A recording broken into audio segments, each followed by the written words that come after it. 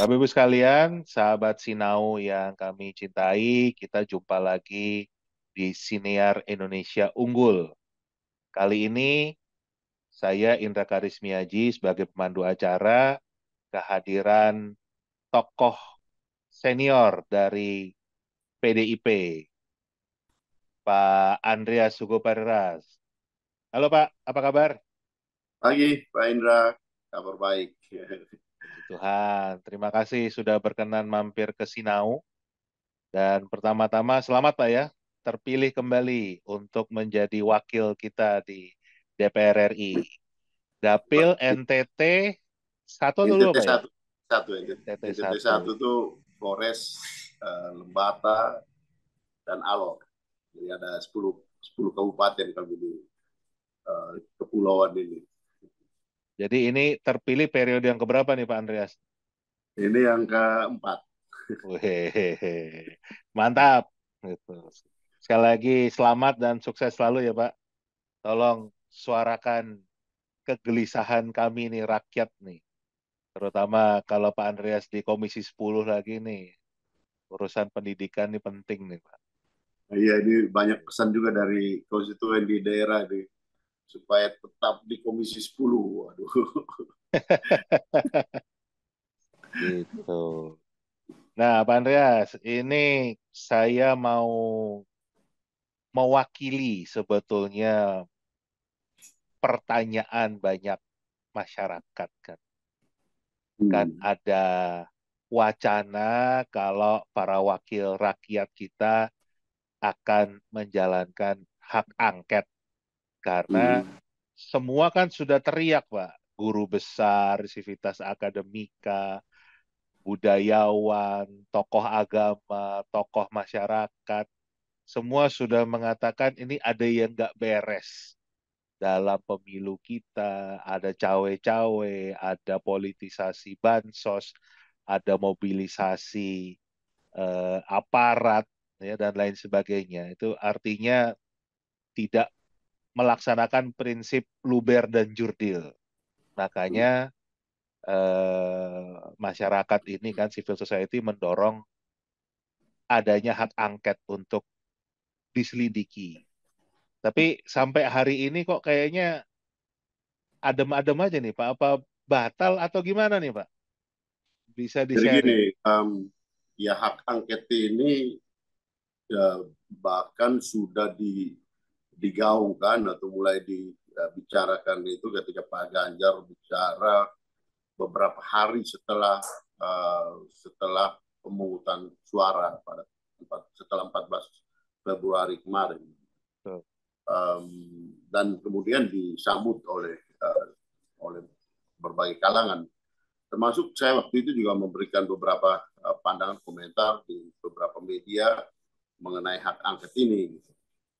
Nah, ya secara secara normatif, secara normanya hak angket ini kan ya kita semua tahu adalah hak dari anggota DPR ya untuk melakukan penyelidikan terhadap penyelenggara negara yang dianggap atau ada indikasi-indikasi pelanggaran terhadap undang-undang. Nah, jadi kalau bicara soal uh, hak angket yang berkaitan dengan pemilu, tentu pelanggaran undang-undang pemilu yang dilakukan oleh penyelenggara negara. Nah, penyelenggara negara di sini kan berbagai komponen, bisa eksekutif, kemudian juga pelaksana pemilu, pengawas pemilu. Nah, ini semua kan yang menjadi perhatian masyarakat selama proses pemilu ini, gitu. Ya, penyelidikan itu tentu untuk membuktikan bahwa ada pelanggaran atau tidak ada pelanggaran. Jadi bisa ada pelanggaran, bisa tidak ada pelanggaran dalam arti bahwa ya DPR melakukan penyelidikan, menanyakan dan kemudian melakukan penyelidikan terhadap itu hak yang diberikan oleh konstitusi gitu. Nah, dan DPR ini kan mewakili rakyat. Jadi saya selalu katakan juga bahwa um, ya hak angket itu bisa bergulir secara prosedural kalau dia di DPR itu ditandatangani oleh 25 orang dan lebih dari satu fraksi, ya dua fraksi cukup. untuk kemudian diajukan ke rapat paripurna, kemudian dihadiri oleh minimal setengah dan disetujui oleh minimal setengah dari 50% dari anggota DPR. Untuk kemudian ya kalau disetujui itu bisa dilanjutkan dengan pembentukan ya pansus angket dan seterusnya. Atau kalau tidak disetujui dikembalikan bisa diajukan lagi gitu. Dengan kalau misalnya ada perbaikan-perbaikan yang berkaitan dengan hak angket tersebut. Nah itu prosedur secara normanya. Tapi juga yang saya perlu sampaikan bahwa ya hak angket ini juga harus didukung oleh masyarakat gitu. Dalam arti bahwa dari luar masyarakat memberikan dukungan. Dan kenapa? Karena bagaimanapun ini adalah DPR ini kan representasi dari rakyat gitu yang menghendaki adanya atau tidak adanya penyelidikan tersebut itu. Dan saya kira sudah cukup banyak aspirasi-aspirasi dari masyarakat untuk ya angket ini dilaksanakan. Memang ya ini akhirnya juga bagaimana di fraksi-fraksi memberikan respon. Dan selama ini di PDI Perjuangan kita sudah mempersiapkan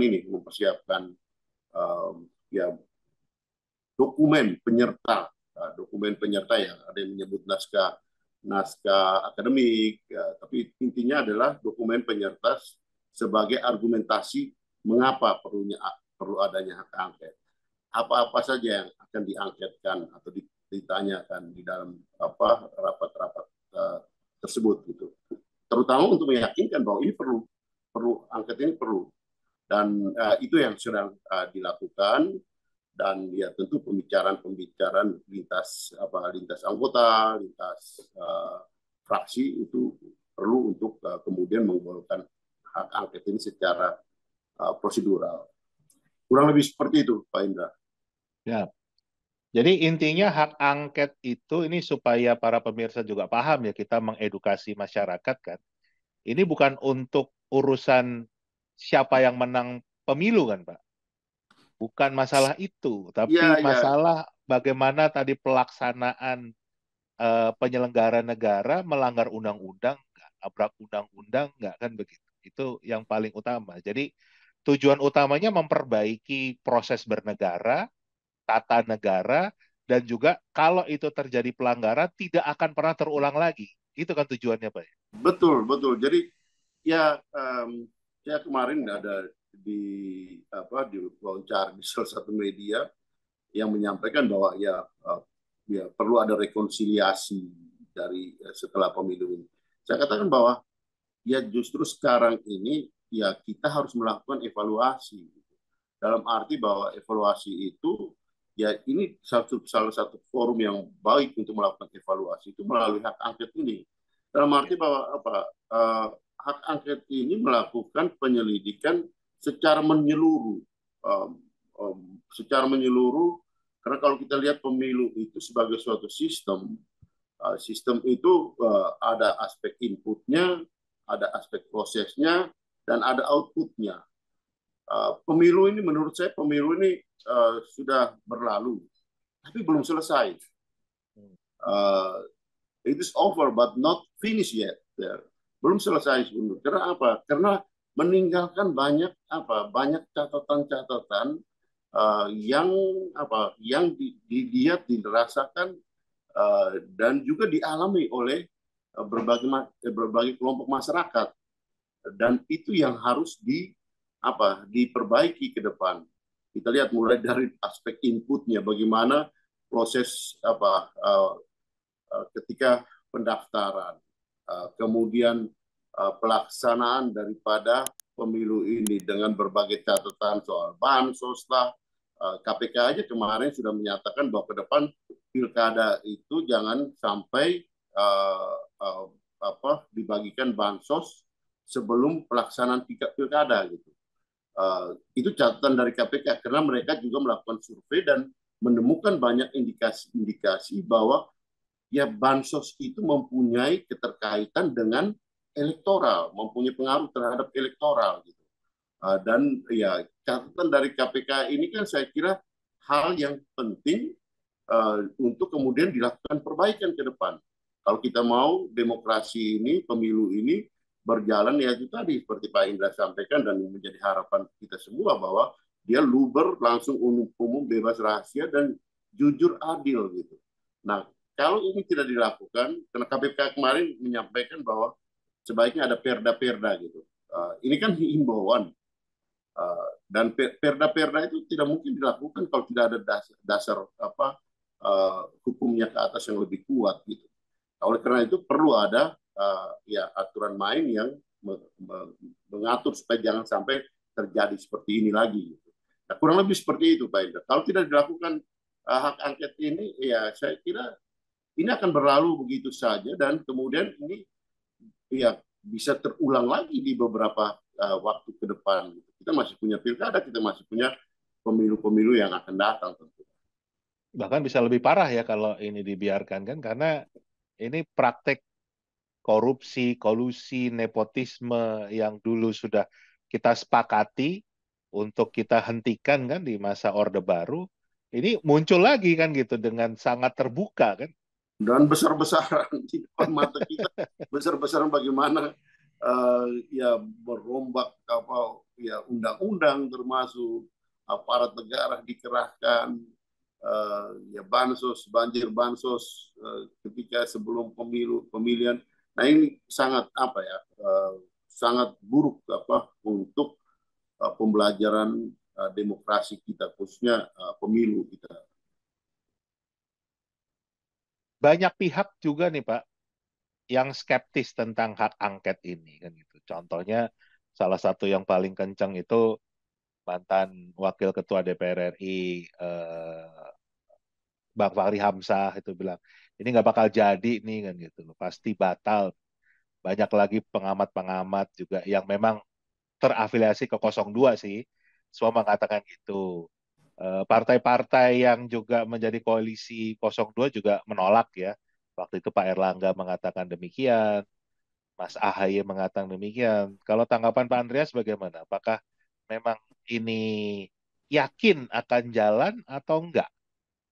Saya sih melihat bahwa kalau disampaikan seperti itu ya itu sebagai tantangan gitu, ya, untuk ya, teman-teman di DPR. Karena kalau yang menyampaikan itu bukan di DPR, ya tentu uh, ya ya pengaruhnya ada, tetapi ya tentu bagaimana itu karena kalau ketua partai yang memerintahkan pasti uh, ya anak buahnya pasti tidak berani melakukan itu. Gitu. Tapi saya lihat ini sebagai tantangan untuk ini digulirkan paling tidak itu disampaikan ke publik loh. Menurut saya ya, disampaikan ke publik bahwa ini loh, ini problematik yang kita lihat selama selama pemilu kemarin. Gitu. Mari kita setuju tidak kita jadikan ini hak angket. Nah kemudian ya itu akan setelah itu akan bergulir ke depan. Apakah dia berlanjut sampai dengan pansus untuk melakukan penyelidikan atau tidak? Ya kita lihatlah nanti. Tetapi paling tidak itu harus disampaikan di forum resmi seperti DPR gitu untuk dilakukan ya diajukan sebagai hak angket tadi gitu. Saya kira ini menurut saya penting ya untuk bukan untuk bukan soal menang kalah gitu, tetapi soal bagaimana perbaikan terhadap pemilu kita ini gitu. Saya juga pikir ya mungkin ya karena orang bilang 03 kalah gitu, dan saya adalah pendukung 03 tuh. Tapi bukan soal kalah menang gitu. Pemilu itu biasa gitu. Kalau menang itu biasa. Tapi kalau kita menang dengan apa ya?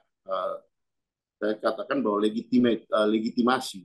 Uh, Legitimasi itu bukan bukan bukan ukuran kuantitatif, bukan soal kalkulasi menang kalah angka per angka gitu. Tetapi penerimaan dari masyarakat terhadap suatu peristiwa yang terjadi dalam hal ini pemilu. Gitu. Nah, kalau pemilu ini legitimate, diterima dengan baik oleh masyarakat, nah itu kan saya kira yang memimpin ke depan pun bisa melaksanakan ini dengan baik gitu. Nah ini yang saya kira penting gitu. Kita ingat tahun 97 kita melaksanakan pemilu tahun 97 Kemudian karena waktu itu, ya saya masih ingat benar, Ibu Mega memutuskan kami tidak mengikuti pemilihan umum ini. Tahun 99 kita pemilihan umum lagi gitu. Karena dianggap pemilu tahun 97 itu tidak legitimate kan. Nah Hmm. itu saya kira itu terjadi gitu, pernah terjadi gitu di Republik ini gitu. Dengan kan DPR itu mulai bersidang lagi tanggal 5 Maret kemarin, Mbak ya. Ini sekarang sudah akhir Maret. Ini hak angket belum juga secara resmi bergulir kan. Sebetulnya Hmm. tantangan terberatnya apa sih Pak yang membuat kalau rakyat ini kan maunya udah cepet-cepet aja lah supaya segera terbuka, supaya memang langkahnya ini. Tapi di DPR sendiri kan mungkin juga rakyat nggak tahu ya apa proses itu secara administrasi atau secara politik memang ada hal-hal yang harus disiapkan. Sebetulnya tantangan terberatnya apa Pak, untuk menggulirkan hak angket ini? Ya itu tadi gitu. Kayak saya kalau menurut saya yang saya lihat bahwa ketika ini diajukan, um, idealnya itu disetujui gitu. Nah, saya Ya, kira ini pembicaraan ini yang penting. Tentu lintas fraksi, sehingga dengan demikian ini bisa disetujui dan ya diperhatikan kira-kira ya komposisinya seperti apa nanti ke depan. Nah, kenapa ini belum diajukan? Kalau saya lihat sampai dengan paling tidak sampai dengan ya minggu inilah ya.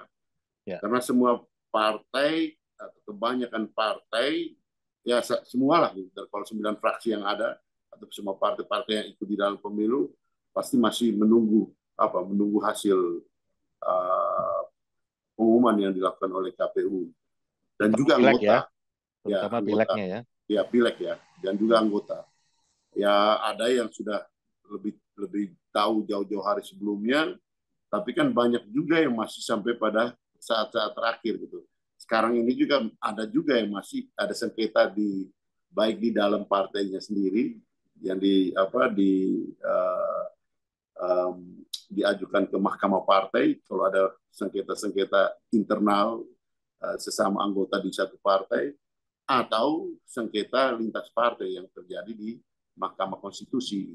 Jadi ini sekarang masih masih masih di wilayah itu gitu. Saya nggak tahu persis berapa, tapi saya kira dari pemilu ke pemilu biasanya cukup banyak. Gitu. Jadi sejauh ini memang tantangannya masih banyak yang sibuk dengan urusan pileknya ya. Apa itu yang membuat jadi fokusnya nggak bisa fokus ke hak angket. Tapi ini setelah selesai urusan ini mungkin ada yang sengketa, tapi kan mungkin nggak terlampau banyak, Pak. Apakah anggota DPR terutama dari fraksi-fraksi yang di luar 02 akan gaspol atau gimana nih, Pak? Ada target nggak Uh, misalnya gitu? saya lihat nanti ya, kira ya bagaimana nanti pembicaraan antara pimpinan fraksi ya di antara partai untuk mulai melakukan inisiasi untuk inisiator terhadap hak angket ini. Saya kira itu penting untuk mulai melakukan itu gitu. Tentu ya kalau di PDI Perjuangan saya tidak tahu di fraksi yang lain, tapi saya dengar juga banyak yang mengendaki gitu. Tapi ya seperti di PDI Perjuangan tentu ya bagaimana nanti sikap Ibu Ketua Umum sebagai pimpinan partai, Ketua Umum partai putuskan ya kita jalankan. Oh, saya tadinya ada berita katanya Ibu Mega sudah mengiyakan atau belum, Pak? Masih masih Ya mengkaji untuk melakukan hak angket. kajian Oh, mempersiapkan materi hak angket tersebut gitu dan materi hak angket itu sekarang sudah jadi. jadi tinggal menunggu persetujuan ya dari Bu Mega apakah lanjut atau tidak gitu misalnya. Itu tentunya punya pertimbangan-pertimbangan sendiri ya. Kalau Ya dan saya lihat juga mungkin ya ini saya gitu ya artinya analisa saya juga di MK ini proses di MK ini ya, masuk dulu gitu atau berjalan dulu gitu karena oke, apa ya kalau menurut saya TSM itu mungkin dilakukan melalui angket Tapi juga ada kecenderungan bahwa ya beberapa waktu yang lalu saya dengar Pak Mahfud juga menyampaikan bahwa Mahkamah Konstitusi itu tidak hanya sebagai mahkamah kalkulator. Jadi bukan Ya. hanya mahkamah yang menghitung perselisihan hasil pemilihan umum yang berkaitan dengan angka-angka gitu. Tetapi Ya. dia juga melakukan apa membuat pertimbangan-pertimbangan yang sifatnya uh, keseluruhan, Hmm. dalam arti ya tidak hanya terbatas menghitung angka-angka gitu. Nah, kalau seperti itu sebenarnya kan ini kan dekat juga dengan apa yang dimaksudkan dengan di hak angket itu gitu ya. Nanti kita lihat di dalam argumentasi-argumentasi yang akan disampaikan oleh para ya pengacara dari advokat dari ya PDI Perjuangan atau dari paslon 03 maupun mungkin dari paslon 01 juga gitu. Terakhir, Pak, sejauh ini ada kesulitan nggak komunikasi dengan kubu 01 dari fraksi-fraksi yang di 01? Karena tadi kan untuk hak angket ini bisa bergulir, walaupun PDIP itu terbesar, tapi tetap aja nggak cukup kan. Ya nggak cukup. Harus butuh P3, butuh Nasdem, butuh PKB, dan butuh PKS. Apakah ada kesulitan komunikasi dengan fraksi di luar PDIP? Ya kalau komunikasi antara anggota sih tidak ada kesulitan gitu. Kita Ya. sering berdiskusi gitu. Dan ya bahkan dengan teman-teman dari fraksi partai pendukung 02 juga kita berdiskusi soal itu gitu. Dan kalau Oke. kita bicara soal indikasi pelanggaran, ya semua juga meskipun tidak secara ini juga melihat gitu kan. Semua juga merasakan itu gitu. Begitu begitu Karena itu telanjangnya Pak sebetulnya karena itu gitu. telanjang gitu kan. Ada juga kami sama-sama di satu kubu, tapi kok ya partai yang itu yang diberikan lebih banyak gitu, atau yang itu yang bawa gitu. Kami tidak kebagian gitu. Kan itu juga Iya. ada gitu pembicaraan itu kan. Oh, betul betul. Ya berasnya itu ya ini yang bawa kelompok dari partai yang itu yang bawa. Kami tidak kebagian gitu. Artinya ada juga gitu dan melihat dan merasakan itu gitu. Tapi ya tentu akhirnya pada bagaimana sikap dari partai-partainya sendiri gitu masing-masing gitu, dalam arti mana keputusan dari pimpinan partai itu akan menentukan jalannya uh, hak angket ini atau tidak. Siap. Mudah-mudahan bisa berjalan Pak karena ini penting buat kelangsungan kehidupan kita berbangsa dan negara. Kita semuanya sepertinya maulah kalau punya pemerintah itu yang memiliki legitimasi ya, bukan menang karena curang, karena ada cawe-cawe dari pejabat yang ada. Jadi betul-betul pilihan rakyat kan kan itu yang kita harapkan bersama ya. Dan mudah-mudahan sih ini bisa terbuka lebar, hak angketnya bisa berjalan lancar dan kejadian yang orang kan mengatakan ini pemilu paling brutal nih Pak.